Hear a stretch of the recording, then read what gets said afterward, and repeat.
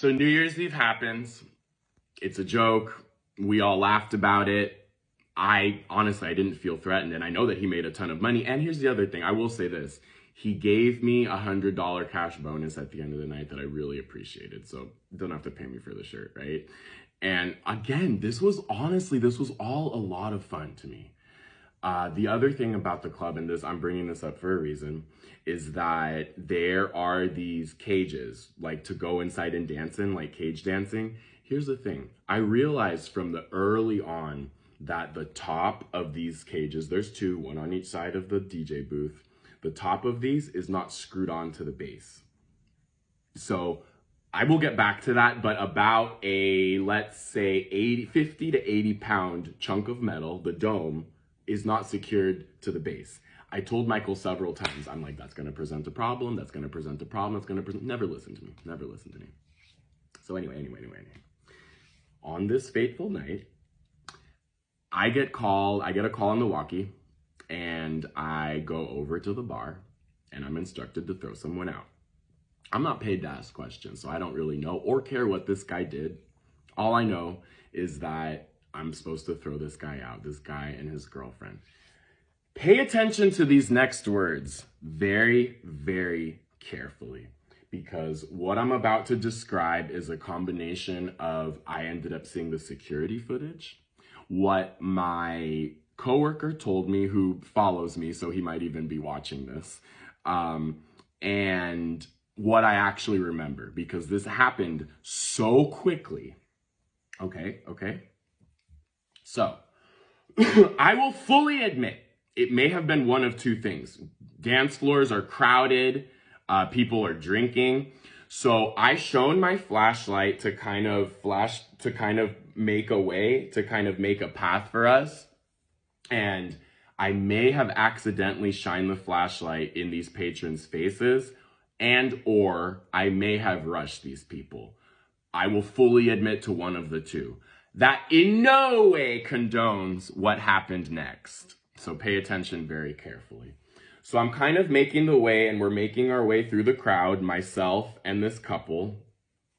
All of a sudden, the girl starts screaming. She's like, "You gay, Nigga." She calls me a couple of slurs. And here's the part that I didn't realize until later, because all I remember is feeling a huge force to my face. And then I'm bleeding, and I realized that she swung and she hit me. You can still see the little bit of the mark. Neosporin did its job. There's pictures, again, you'll see. But when I realized that I had been hit, at that point, I was like, okay, first you had to get out, now you got to get the fuck out.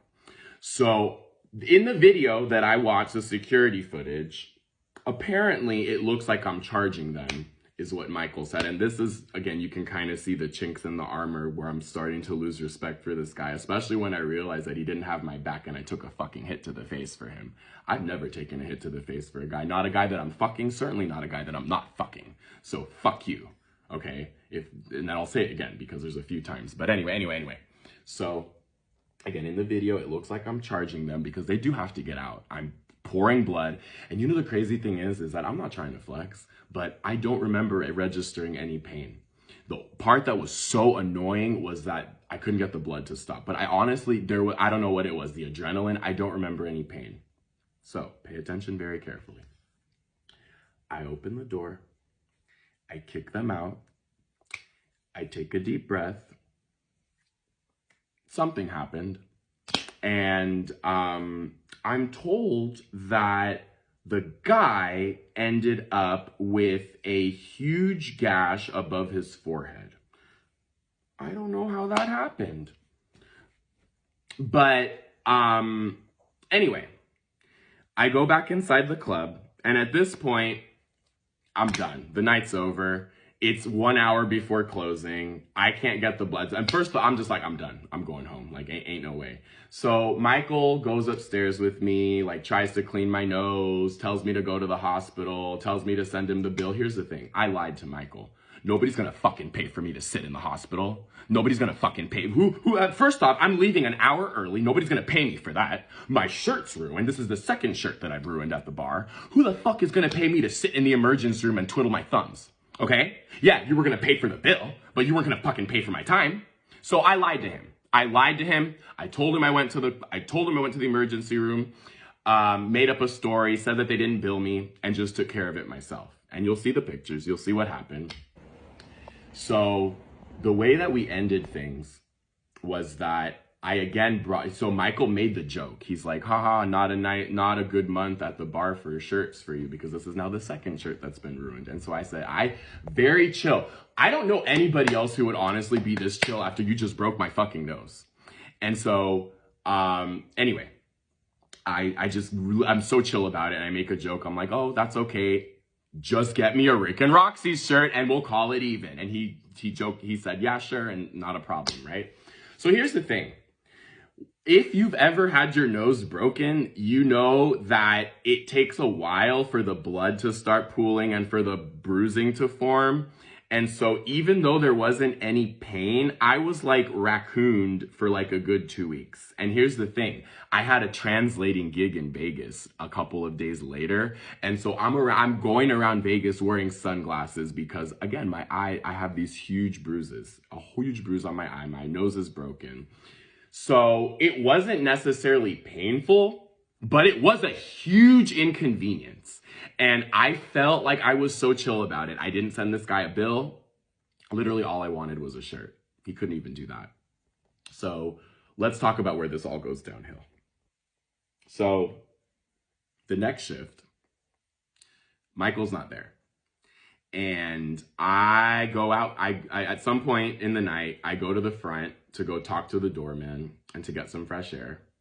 And I get a text from Michael. He's on his cruise watching the cameras, and he tells me to go back inside, please.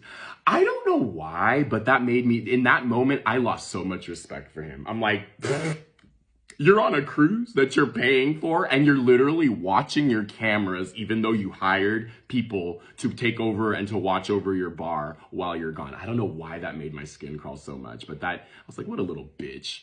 So anyway, the next night, the doorman gets punched in the face. And I have a video of the offenders who did it because these people were so crazy. Y'all really don't realize the things that go on at these clubs, or maybe it was just this one, but I'm talking phones getting stolen. I'm talking 4 or 5 phones getting stolen every single night. A couple people got roofied. And again, this is, for all intents and purposes, one of the chiller areas and one of the chiller clubs and bars in the Marina, in the city, in San Francisco, period, right? This is one of those places where this type of shit doesn't happen, or so you would think. So that's one shift. I come back for the next shift. Again, it's only Friday, Saturday, and then every once in a while he'd have me come in for private parties, etc. But I come back to the shift. He's back. And the first thing I do is I go fist bump him, and he tells me kind of where he wants me for the night. These are the first words out of this bastard's mouth. Not, hey, how's your nose doing? Not, hey, how'd last week go when the doorman got punched in the face? 2 weeks in a row, your employees are getting punched in the face. And the first thing that you have to say to me is, did you push a girl out the back door? Those were his first words to me. I'm standing there, and I'm kind of stunned. I'm kind of like, okay, you can still see the bruising. The guy at the door was punched in the face.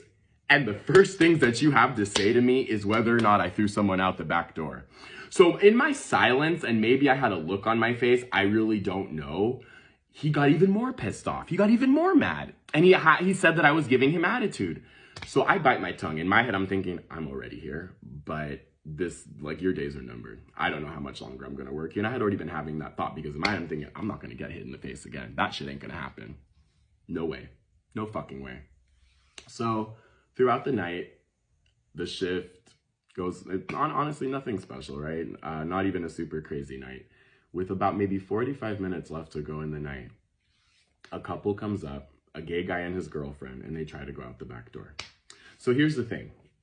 I thought that by being humorous with them, by like kind of joking with them, I was like, hey, it says emergency exit. Like, I kind of was joking with them. And I think that maybe they took it as being sarcastic, but I was trying to be lighthearted and fun about it, and I promise you, I wasn't being sassy.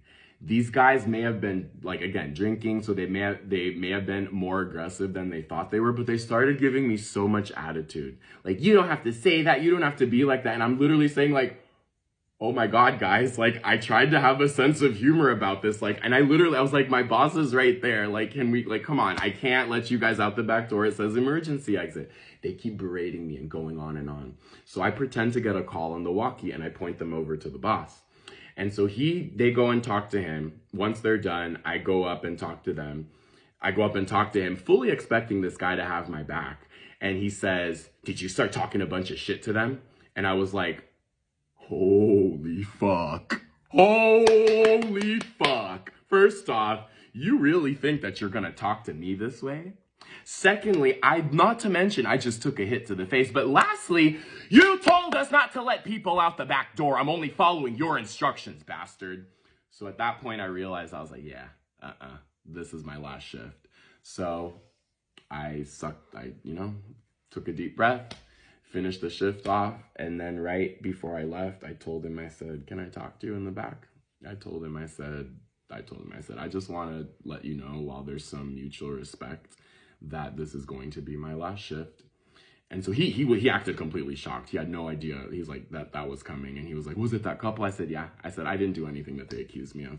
And I said, again, I just want to leave out there's some mutual respect. So he said something about asking if he could call me for future events. Or I said, yeah, whatever. So on the walk home, I realized that this guy blocked me on Instagram. So I blocked him on Messenger. I blocked him on iMessage. And here's the story.